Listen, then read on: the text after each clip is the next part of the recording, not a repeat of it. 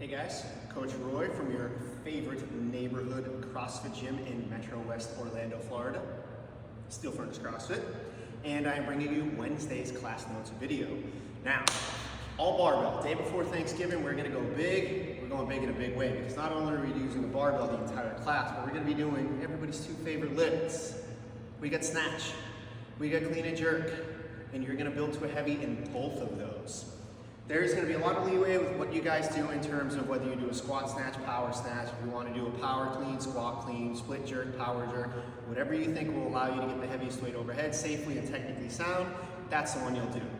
One tip for this, I would say, is probably you're going to want to stick with the same thing the entire time. So if you start with power snatches, stick with power snatches the entire time. Same thing for clean and jerk. If you're going power clean, split jerk, don't mix and match in the middle. You just want to practice that one thing, make sure you're as warm as possible, moving as well as possible in that one movement pattern, and then continuing to move up in weight. The obvious caveat, as long as you're moving well the entire time and, not moving like pure doo-doo. Now, for those snatches, I'll demonstrate both. You've got your power snatch. I'll demonstrate that one first. Setup position is going to be super important. Leaving that barbell just an inch or two off your shins, chest up, and keep those shoulders tight. Now, when you come off the ground, be patient. Don't come up here so fast that your hips move first. First pull from ground to knees, super important, keeping that posture. As you get to those knees, that's when you start to accelerate, getting that bar overhead. Once again, good start up, under control, and then going overhead.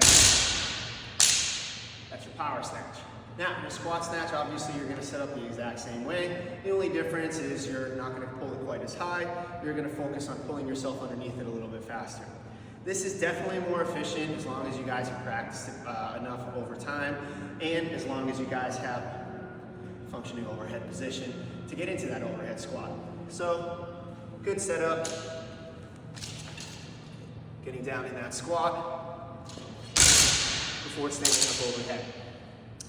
One thing to focus on, or one of the many things to focus on with snatches, is as you get into those hips and start pulling upwards, keep those elbows high. Once those elbows get as high as they possibly can, very quick snap transition overhead. Getting those elbows locked out, keeping those shoulders elevated, and keeping the bar safe and secure in that overhead position. Next up, clean and jerk. Similar setup position, obviously your grip in the barbell is going to be a lot different. By the way, for both of these lifts, hook grip, hopefully you can see my thumb here, underneath my middle finger, and then pulling here. If you guys are not in hook grip, if you're just in a standard grip like this, you're not serious about moving heavy weight, that's fine, everybody's working on their own thing. However, if you want to maximize the amount of weight that you're getting overhead, whether it's a snatch or a clean into a jerk, you're going to have to start with hook grip from the ground.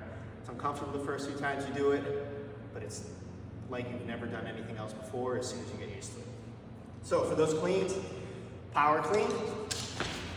If you're comfortable with the push jerk, driving yourself under the bar before standing it back up, that's your push jerk. I'll demonstrate a squat clean and a split jerk next. Obviously, you can do whatever combination works for you.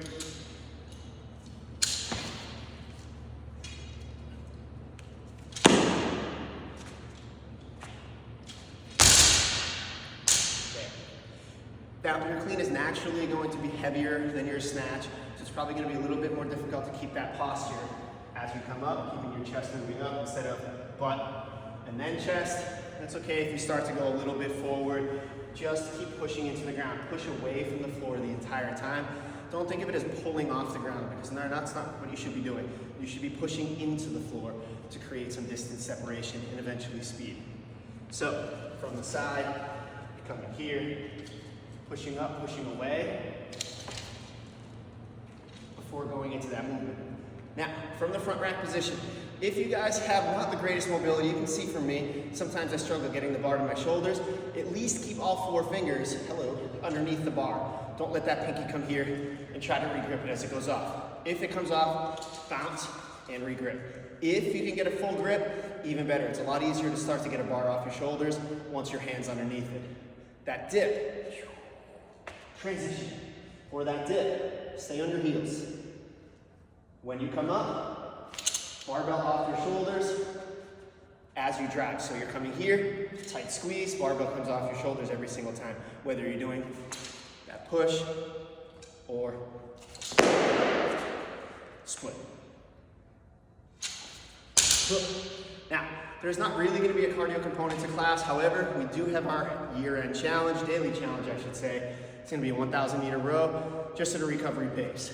If you guys really want to push it because you want some cardio, I get it. It's the day before Thanksgiving. Everybody wants to stuff their face and feel like they have earned it on that day.